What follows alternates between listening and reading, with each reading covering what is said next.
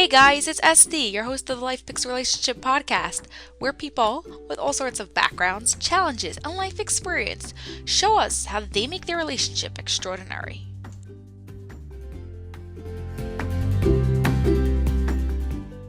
Hey guys, hope you're having an awesome day and got an energy boost from D. Woolridge on the previous episode. Literally, I came off that episode such a high, and I hope you did too. Today, we've got a relationship coach trained by Tony Robbins program and host of Beat version 2.0 of yourself, Roman Mironov. Thank you so much, Roman, for being here. I'm so excited to speak with you. You want to start by telling us a little bit about yourself and exactly what you do. I'm a life coach specializing on relationships. I work online and I live in Toronto, Canada. And my general strategy as a coach is to help people create a happier lifestyle. Now that's interesting because creating a happier lifestyle isn't specifically a strategy. It's like what everybody wants. What is the steps and the things that people do to help them actually go and create that better lifestyle? Well, the first step is to create clarity. Decide what you want, write down your goals, be very, very specific about them, and then come up with specific plans with action items to complete those goals. And then also set deadlines and create accountability to make sure that you actually do those actions that are on your plans. And that's where actually working with a coach is helpful because it creates this layer of accountability. Okay, now a person could set their goals, make their plans, and many times the things that they set themselves to do to get those goals aren't enough, or they need something else, or you need to change to do it. Absolutely, yeah. And that's why we course correct. We set a goal. It's just like a plane. When a plane flies from point A to point B, it's not on the right trajectory all the time. It deviates from it all the time. And then it just course corrects. And the same thing when it comes to us and our goals. Yeah. Just need to keep that, like realizing where we're headed to, so that way we don't lose the passion and give up of getting what we actually want. So Exactly. speaking of goals in relationships, what do you think is, from your experience working with people, something that people need more to put in their goals to improve their relationship? Well, an easy answer is communication. We just don't communicate enough. And like the two simple tips is first, stop giving the silent treatment. Because many people, when they feel resentment, they feel hurt in a relationship, what they do is that they close down like a hedgehog, but it never works.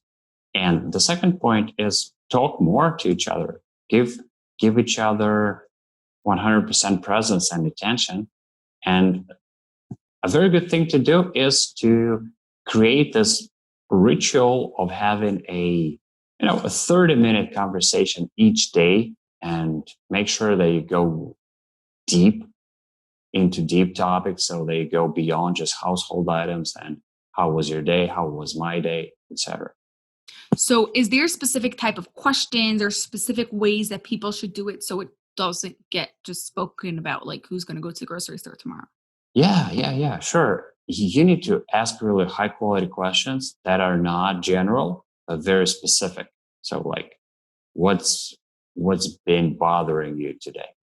Or what's on your heart right now? What's your heart telling you and you have not told me recently? Or what are you not saying that needs to be said? Or what are you not hearing that's happening around you? You're not hearing it for some reason. Like this. Yeah. Now I'm just thinking, like, if a couple is already, like you said, giving the silent treatment and not talking so much, and they just come and start asking these questions, there's going to be walls that go up. The other person's going to get very defensive. I think before that, we need to start by creating like a safe space. Absolutely. How can we do that? Well, of course, it's individual. It depends on the situation. But basically, by the way, the first thing I would do is first visualize this conversation. So see it in your mind's eye because it will set you into the right vibe for the conversation. Then begin the conversation in a very loving format so that the other person feels that positive energy coming from you, really feels the warmth, really feels that you want to listen to them, to hear them out. And start from simple questions. Start from those questions that will not get them on the defensive. And like after a few questions, you'll be able to go into more depth. Yeah, I think it's more than just a few questions. It's probably obviously it depends on the couple and it depends how your relationship is looking. But if it's really, you hadn't had such a conversation in a really long time, it will need a few days and a few times of doing this half-hour conversations until you get to it. Oh, yes. Oh, yes. And make sure you do those. Like if you are in a situation like that where your relationship is on the rocks, yeah, you need to do a lot of other things besides just communicating.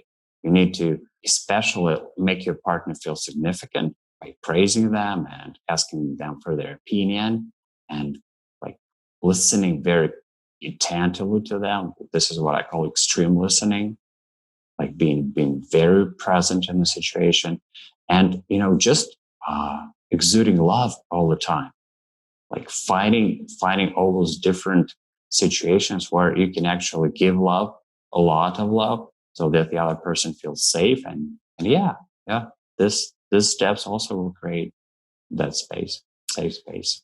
Do you think that someone who, obviously, again, depends on the spectrum and depends where you are, but someone who has never been doing this or didn't do it for a long time, and all of a sudden starts going all out there, it seems like it would almost be fake, no? Well, fake it until you make it. Why not? It's better than not doing anything. That's what I'm saying. My question is, but if the spouse that is getting it is going to feel that like, hey, he's just putting on a show, or like, this is going to last only a week, or the question is if that will ruin it more. No, I don't think so. Yeah, of course, it's you. For the other spouse, it's pretty normal not to trust it. Of course, let's say after months or after years of a different approach, of a different attitude. That's right. It's totally all right, but it doesn't mean anything. Like just be happy. Please be happy for that week. Yeah. Okay. So going back to our communication, besides for those questions, what else can people do besides for those 30 minutes that they have in their day, but throughout general, just coming and going, that their communication just goes up? One good thing is to postpone all criticism until, let's say, Saturday. So what you do is, if you have any complaints or any criticism against your partner during the week, you write them down. And you don't voice them during the week. You don't have the right to. Then what you do is that you get out of your house on Saturday. You go, let's say, to a cafe. And then one of you takes 30 minutes to voice those complaints. And you listen to them. You ask them questions. You give them 100% presence. They feel heard out. And then you do the same. And you switch.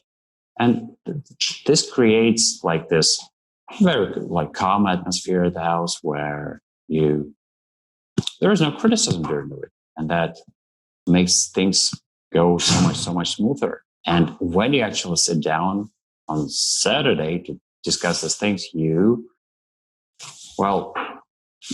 feel that like this meeting that you're having, it's very productive. It's not about like really getting at each other or retaliating. No, it's about how do we improve our relationship in a very constructive way.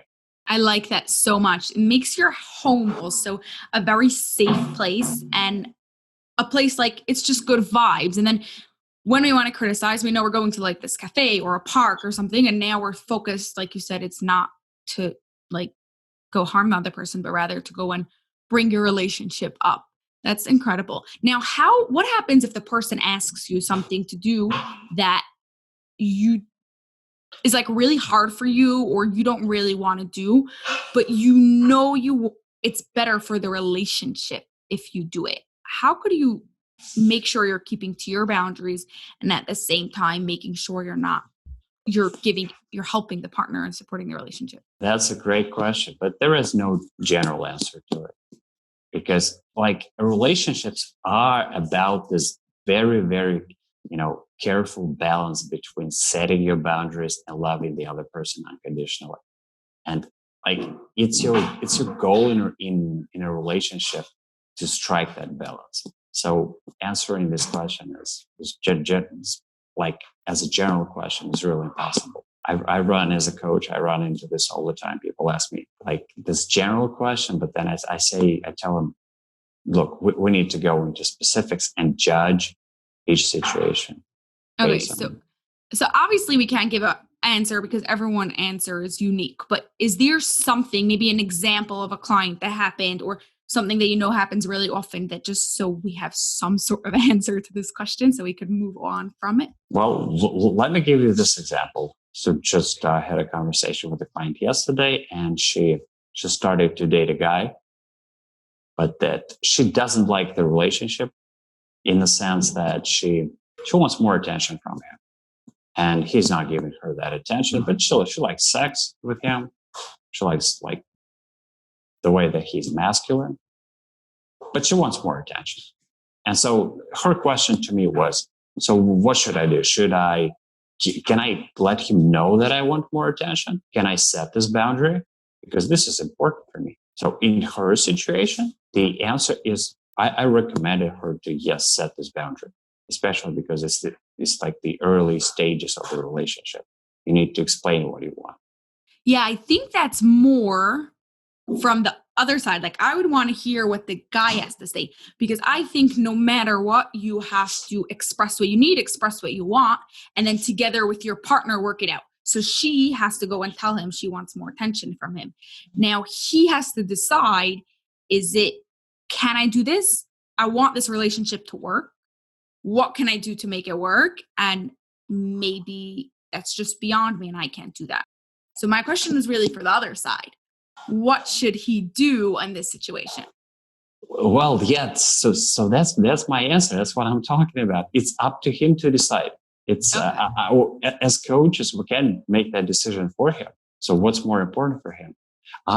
Let's say if I were him, mm-hmm. if I were his shoes, I would do that, because I'm all about unconditional love, and I want to practice that love all the time, as much as possible. And even, especially in a situation like this, which is not too difficult. I mean, it's not too difficult for me to give her more presence as long as I have time, let's say. Yeah. Make time. I don't think you're going to have time ever. You have to make that time. Yeah.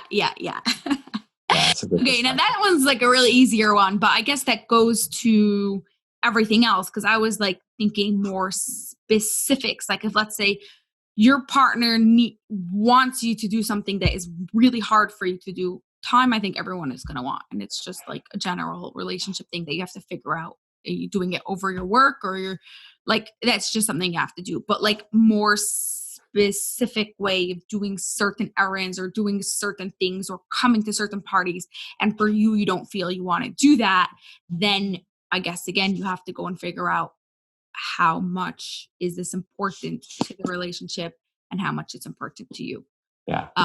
But it's a matter of your priorities. Yeah, exactly. I think that we have to have that list really clear in our brain, like what is first, what is second, so that way we can go and work it out. Why are you smiling? Yeah. So because you're right. Yeah, we should have that list, but I find that this is so difficult for most people, because like they want that clarity, but they don't want to make the decision to make that clarity, because they know that if they do, then they're going to have to go and figure out, maybe I'm going to have to give up something. Maybe I'm going to have to, means I can't have something else. Yeah. What I'm saying is that most people, they can't create that clarity in their life. It's too difficult. That requires a lot of thinking, a lot of inner work, and just most people are not that conscious. And I'm not saying that I am at that level. No. I know that I need to, I need to create clarity in some areas of my life where things are, let's say, like up in the air. Yeah. These things really, again, going back to priority, it's like, how important is it to you? Are you going to go and create those 2 hours this week to go and sit down and think about it and make that clarity? Well, I find from personal experience that when you do that, even though it takes 2 hours or however long it takes, and you really go deep and you work it out, afterwards, it saves you much more time and just headspace, because you're not going in every single time how to figure this out. Am I doing this? Am I not? I have it clear. I know exactly what I'm doing. There's no question about it. You just go for it. Yeah, that's true. That's absolutely true. Everyone loves certainty. That this is a basic human need. Yeah, I agree with that. The question is, we oftentimes have a lot of these questions, so just like you mentioned, with whether we set boundaries or whether we do what our spouse wants us to do. This is one of those questions where it's like you might never achieve clarity because you never know what the right decision is. But the same thing is like, let's say you don't know what your life purpose is, and you're like hesitating between one line of work and another line of work, and you never know which one is right for you. Yeah, well, I think for that, let's say you're just going to 2 lines of work, there's different options to go about it. You could say, I'm trying both half day, and then I'm going to go and figure out which one I like better. I'm going to try this one. If I don't like it, then I could go and figure it out. I think that it comes more to the point of how willing are you to make that decision? People, it's much easier not to make a decision, and then you could get away with much more things. Then I don't have to be successful in any of these jobs because maybe I'm doing that and I could always go to that. If you say like, no, I have to go and figure this out, then you're going to go and figure it out. And same with your boundary and your relationship.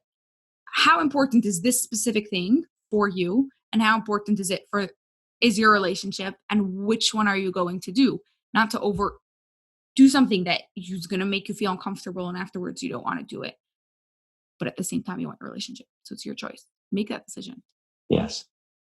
Okay, now going to unconditional love. How can someone make sure they're always giving unconditional love? If you want to always give unconditional love, that's a long way to get there, because this is a beautiful state of being, and it's basically when you're enlightened and you're one with reality, and you don't have this ego that filters between, that creates a filter between you and the reality. And yeah, that's difficult. So how do we start? What's like the first step? The first step is realize that unconditional love is about giving. So you don't expect love from the other person, and you allow yourself to feel love when you actually give love. This is how it's supposed to work, really. It's not feeling love when someone loves me. No, those are expectations. What you want to do is to give it first. And when you give it, you feel it. If you want an example, just think about an infant. We love him just because they exist, not for anything specific, not because they're doing something for us, right? And when we love them, we feel love right there. So we need to love other people and basically other things just like this, in this way. Wow. Okay. Now, I find that sometimes people get in this trap of they're going to give love unconditionally, but subconsciously they're still on condition that I'm doing this so that way my partner's going to go and love me back. Not purposely, but because they're so used to doing it, then that's what happens. Do you have any suggestions to go and switch that? That's an interesting thing. My basic suggestion is that, unconditional love requires authenticity. So be more authentic. Well, you know what my next question is going to be? Just saying be more authentic. How are you going to be more authentic? These are, what we're talking here are very, very general things. Very, very. And it's not like I can give you a specific tip, a very practical tip that you do, let's say today from 1 p.m. to 2 p.m. And at 2 p.m. you are better because you better what you wanted to do. Let's say you became more authentic, or you now can practice unconditional love better. It's really a path. It's really a process. And it begins with understanding. It begins like this consciousness is alone curative, because when you think about these things and you, let's say you journal about them and you realize how important they are to you, let's say you realize that by being authentic, you actually express love to other people and things. That's when you realize that, yeah, I need to take steps to get there. And, like more specific things, if you want tips, tips for authenticity. Well, when people ask you, how are you? Just tell them how you are. Just tell like, I'm sick, or like, I don't know, I have diarrhea today. Be authentic. There you go. Don't hide, especially don't hide things about your body. Why body over emotional things or intellectual things? Because we're oftentimes so much disconnected from our body, and we really tend to hide it from other people. And this disconnection, it creates this like disownership. We disown it, and it reinforces this filter, this ego filter. Okay, I think of it as like your body, you can't especially control so much, as in like if you got cancer, you got cancer. If your legs don't work, your legs don't work. Yeah, there's therapies and things about like that you can't as much control, versus emotional things. If you had a traumatic experience, like that it's very different. There's much more emotions involved. It's much harder to accept it. I think that for most people, their body, physical stuff are easier to be authentic about. But you're saying not. It's interesting to see different, to say something else. I didn't say like exactly that it's better, it's easier. For some, it might be, it's different for different people, I believe. Yeah. Okay. Yeah, I think that we're keep on like the underlining of what we're keep on getting to is self-awareness. A lot of like being authentic, unconditional love, even communication. I always say it's like, I think the biggest thing that they always say in relationships, we need more communication. I think that we can't really have communication without being self-aware. We don't know what we want. We don't know who we are. We don't know where this relationship is going. We could communicate from today till tomorrow. We could do our half hours every week, every day, and not get anywhere. So we need first the self-awareness, and then everything else that we're talking about will be much easier. We'll know exactly how to be more authentic, because then we're going to be more self-aware. We're going to know how to communicate better, because then we're going to be able to communicate better. Yeah, exactly. And being more self-aware helps you build self-esteem. Yes. And with higher self-esteem, you actually care about yourself more. You give yourself love more. And then you have more to give to other people. Totally. Yeah, exactly. Okay. So for our final question, this is a question I ask everyone. How would you define an extraordinary relationship without using these three words? Love, connection, and I'm going to put here self-aware. Okay, so without love, without connection, and without self-aware. Yeah. A relationship where your partner smiles whenever they see you, whenever like you come into a room and they smile. Why are you using the word specifically smile? Well, as you see, I'm a fan of physiology, so I like when we use our body to express what we feel inside. So if you're saying for smile, then showing what we're feeling inside. Exactly. Yeah. And oftentimes I find that people, they just don't smile enough. They really feel great, but they really feel happy to see the other person, but they just don't smile. They don't express it. Oh, okay. Because I thought you were saying the opposite, that because you're in the relationship and it's so awesome, then you're smiling tons. And here you're saying that you could be in an awesome relationship and you're just not expressing it. So it goes both ways. Right. Yeah, absolutely. Well, awesome. It's just like, we forget, we take our partner for granted, and we like forget to praise them, and they want praise every day. Yeah. Exactly. Like you said, it's back giving. Awesome. Well, thank you so much, Roman. This was awesome. I really appreciate you being here. Yeah, thank you, Steve. It's been a pleasure. Very, very inquisitive questions.